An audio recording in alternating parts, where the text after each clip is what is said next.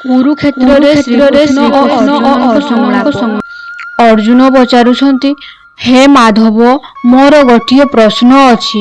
ମଣିଷ ଭଲ କାମ କରେ, କାହାର ଅନିଷ୍ଟ କରେ ନାହିଁ, ତଥାପି ତାର ଜୀବନରେ ଏତେ ଦୁଃଖ କାହିଁକି ଆସେ?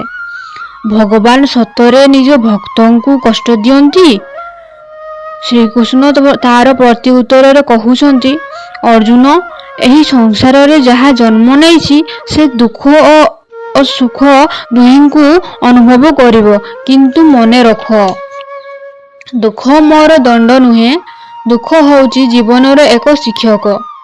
ଯେପରି ଗୁରୁ କଠିନ ପ୍ରଶ୍ନ ପଚାରି ଶିଷ୍ୟର ଜ୍ଞାନ ବଢ଼ାନ୍ତି, ସେହିପରି ଜୀବନର କଠିନ ସମୟ ମଣିଷକୁ ପରିପକ୍ୱ କରେ। ତାପରେ ଅର୍ଜୁନ କହୁଛନ୍ତି, କିନ୍ତୁ ପ୍ରଭୁ, ଦୁଃଖର ସମୟରେ ମଣିଷର ବିଶ୍ୱାସ ଭାଙ୍ଗିଯାଏ। ସେ ଭାବେ ଆପଣ ତାକୁ ଛାଡ଼ି ଦେଇଛନ୍ତି। ତାପରେ ଶ୍ରୀକୃଷ୍ଣ କହୁଛନ୍ତି, ନାହିଁ ଅର୍ଜୁନ, ସବୁଠାରୁ ଅଧିକ ଅନ୍ଧକାର ଥିବା ସମୟରେ ହିଁ ସୂର୍ଯ୍ୟୋଦୟ ସବୁଠାରୁ ନିକଟରେ ଥାଏ।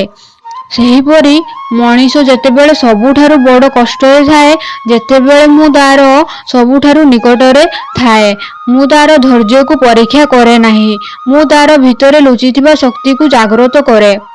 ଅର୍ଜୁନ କହୁଛନ୍ତି, ତେବେ ପ୍ରଭୁ, ଦୁଃଖର ସମୟରେ ମଣିଷ କ'ଣ କରିବା ଉଚିତ? ତାପରେ ଶ୍ରୀକୃଷ୍ଣ କହୁଛନ୍ତି, ପ୍ରଥମେ ନିଜ କର୍ତ୍ତବ୍ୟକୁ କେବେ ଛାଡ଼ିବ ନାହିଁ। ଦ୍ୱିତୀୟ, ନିଜ ମନକୁ ଭୟର ଦାସ କରିବ ନାହିଁ। ତୃତୀୟ, ମୋ ଉପରେ ବିଶ୍ୱାସ ରଖ। ମନେ ରଖ, ଯେ ପରିସ୍ଥିତି ଆଜି ତୁମକୁ କନ୍ଦାଉଛି, ସେହି ପରିସ୍ଥିତି ଆସନ୍ତାକାଲି ତୁମର ସବୁଠାରୁ ବଡ଼ ଶକ୍ତି ହୋଇପାରେ।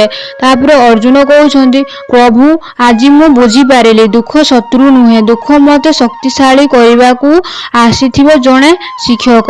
ଶ୍ରୀକୃଷ୍ଣ କହୁଛନ୍ତି, ଠିକ୍ କହିଲ ଅର୍ଜୁନ, ଯେ ଦୁଃଖରେ ମଧ୍ୟ ଧର୍ମ, କର୍ମ ଏବଂ ବିଶ୍ୱାସ ଛାଡ଼େ ନାହିଁ, ବିଜୟ ଶେଷରେ ତାର ହିଁ ହୁଏ।